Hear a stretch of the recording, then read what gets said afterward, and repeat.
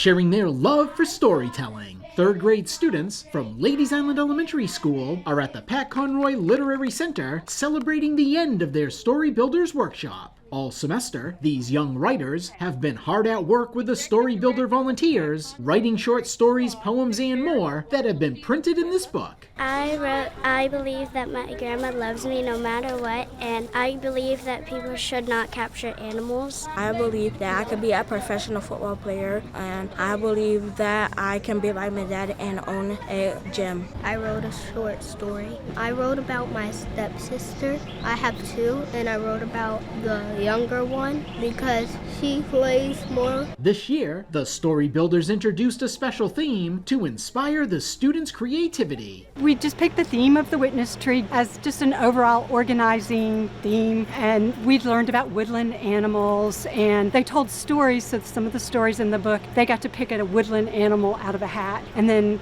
if they were a squirrel, they told a story from the perspective of the squirrel. So they got to do fiction and do some descriptive language, a beginning, a middle, and an end, some dialogue. The design and layout of the book was done by a 2023 Beaufort High graduate who also attended Ladies Island Elementary. I actually went to elementary school at Lies, so I was very excited to be able to do this for them. I've always been interested in art and design and whatnot. This is really my first time doing something like this, so I'm glad that people like it and it turned out well. So I helped do the layout, I added some embellishments, and really I just made sure that the kids' work shined. The students and Storybuilders really enjoy working together, building a love for literacy. We want their hearts to be opened up to the power of stories. It made me a better writer because it made me put deep thoughts in my stories and work really, really hard. It helped me with making sure and going deeper into poems and that. Sometimes I can add more